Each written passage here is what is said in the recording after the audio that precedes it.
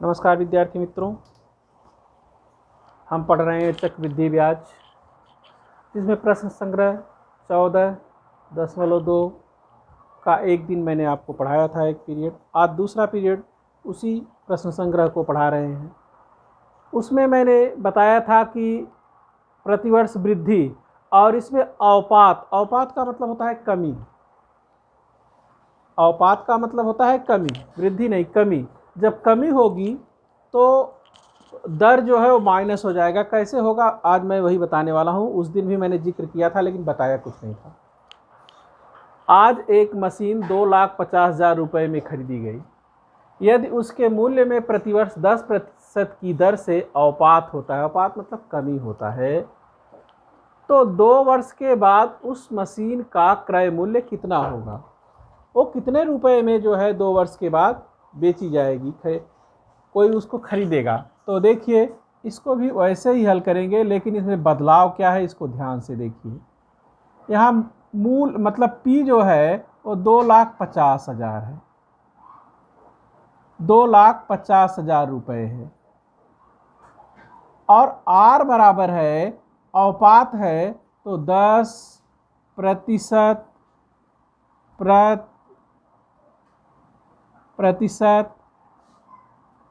प्रति वर्ष। यहाँ लिखेंगे अवपात मतलब कमी, या अगर आप यहाँ नहीं तो यहीं लिख दीजिए, यहाँ कोष्टक में कमी मतलब कम हो रहा है, तो ये माइनस हो जाएगा।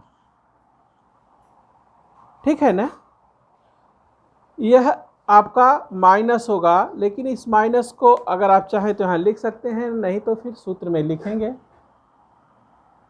n बराबर 2 वर्ष। अब सबसे पहले आप यहाँ a निकालेंगे। जब a निकल जाएगा तो फिर हम उसका क्रय मूल्य निकालेंगे। तो सूत्र वही लिखेंगे, a बराबर p कोष्टक में 1 धन r बटे 100 और घाते यह। अब आप सोच रहे होंगे सूत्र तो वही है। फिर अब यहाँ a बराबर हो जाएगा 2,50,000 मतलब 2.5 लाख, और 1 धन यहाँ ऋण 10 हो जाएगा और बटे 100, यह 0 से 0 कट जाएगा और घाते 2 ही वर्ष पूछा है। देखिए अब यहाँ पर प्लस और माइनस 2 चिन्ह हैं और एक ही चिन्ह हमको लिखना है, तो इन दोनों का गुणा करेंगे। प्लस और माइनस का गुणा होता है तो होता है माइनस। तो 2,50,000 1 ऋण 1 बटे 10 और इसकी घात 2। अब इसका जब तिर्यक गुणा करेंगे तो ये माइनस घटेगा, वहां जुड़ा था। 2,50,000 यहाँ 10 से करना 10 माइनस 1 और बटे 10 की घात 2। अब 10 में से 1 निकलेगा तो हो जाएगा 9। 2,50,000 गुणे 9 बटे 10 इसकी घात 2। ये किसका मान है? a का मान। अभी यहाँ एक जब प्लस रहता था तो a का मान इससे बढ़ता था p से, अभी यहाँ a का मान p से घटेगा क्योंकि कमी हो रही है। तो देखिए इसको 2,50,000 ऐसे कामा 3 के बाद लगता है, यहाँ 2 के बाद लगता है, ऐसे इस तरह एक कामा रहता है, ध्यान दीजिएगा इसको। अब यहाँ हो गया गुणे 9 गुणे 9 और बटे 10 गुणे 10। अब ये दोनों 0 जो है इस 2 0 से कट गया। 9 का गुणा किया 9 9 81,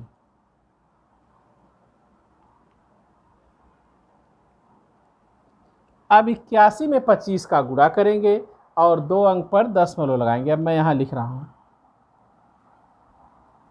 a बराबर 25 से करना 25 को 5 और हासिल हुआ 2, 25 अट्ठे 200 और 200 2 हो गया, इसके आगे 2 शून्य और बढ़ गया, 1 2। अब ए का मान हो गया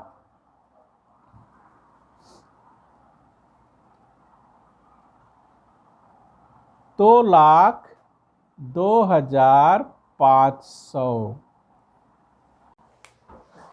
अब ए का मान जब निकाल लिया हमने, तो हमको ये बताना है कि 2 वर्ष बाद मशीन के क्रय मूल्य में कितनी कमी हो जाएगी, क्रय मूल्य कितना मतलब कम होगा। तो उसको जो है हम यहाँ पर कम है, कम होगा। तो देखिए 2 वर्ष पश्चात मशीन के क्रय मूल्य में कमी बराबर हो जाएगा ए और पी दोनों है। तो पी में से ए को घटाएंगे, मूलधन जो था जितने में खरीदा था, अब बेच रहे हैं तो उससे कम में बिक रहा है, तो कितना कम में बिक रहा है यही आपको बताना है। तो P माइनस ए, P है 2,50,000 और हम बेचने जब जा रहे हैं उसमें कमी कितने की हो गई है, यह उस समय जो है उसका मूल्य हो गया है 2,02,500। अब इसमें से इसको घटा दिया तो आएगा 47,500 रुपये जो है उसके क्रय मूल्य में कमी हुई। तो इस तरह से पहला सवाल रहा। अब आपको मैं दूसरा सवाल भी बताता हूँ, ध्यान दीजिए दूसरे पर। आइए इसका 5वां सवाल देखते हैं। किसी मूलधन का 16% प्रतिवर्ष की दर से चक्रवृद्धि ब्याज जो है चक्रवृद्धि ब्याज की दर से जो है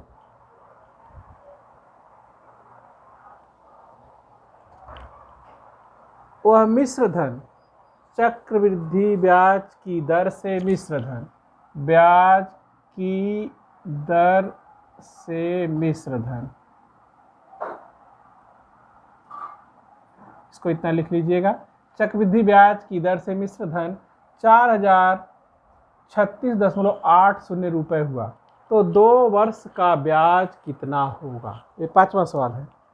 अब देखिए आपको यहाँ पर ब्याज निकालना है और वो भी चक्रवृद्धि ब्याज, यहाँ दिया है चक्रवृद्धि ब्याज की दर से। तो यह आपका जो है वह मिश्र धन है, ए का मान है, और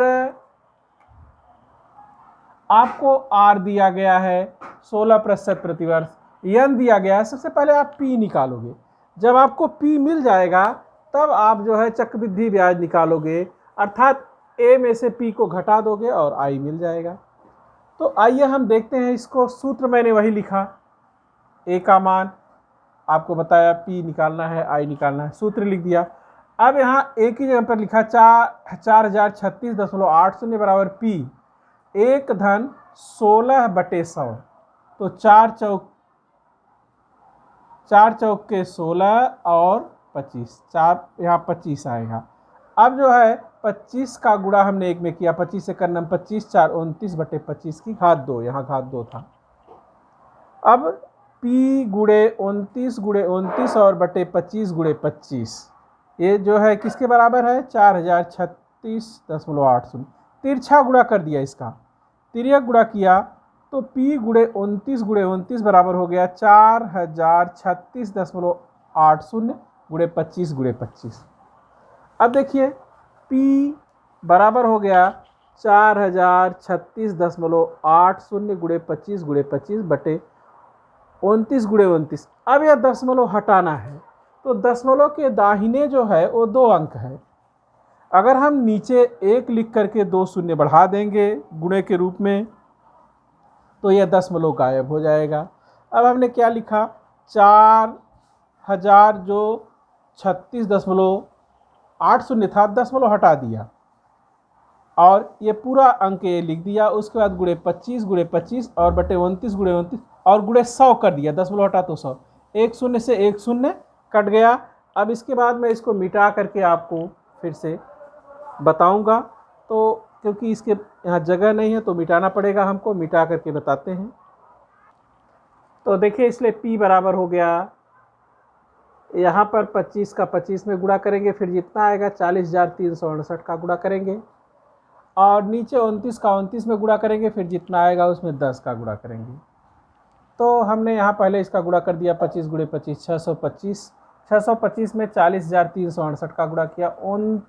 29 गुणे 29 में जब गुणा करेंगे तो आएगा 8,841, और फिर 10 का गुणा करेंगे तो एक शून्य बढ़ जाएगा। अब एक शून्य से एक जीरो कट जाएगा। अब जब हम इसका भाग देंगे तो इसका 3 बार पहाड़ा पढ़ेंगे। 841 से करना 841, इसका 3 बार पहाड़ा पढ़ेंगे। ये बहुत बड़ा है, आप इसको चाहे जैसे कट करें। और फिर 3 शून्य यहाँ बचेगा, तो 1 2 और 3, तो P बराबर हो गया 3000। मूलधन हो गया 3000 रुपये। अब आपसे पूछा है चक्रवृद्धि ब्याज, तो मिश्रधन माइनस मूलधन। मिश्रधन पहले ही दिया गया है 4036.80, उसमें से 3000 घटाया तो आएगा 1036.80 रुपये। तो बस आज यहीं तक। धन्यवाद। इसको ध्यान से पढ़िएगा, तभी आएगा। कठिन सवाल है।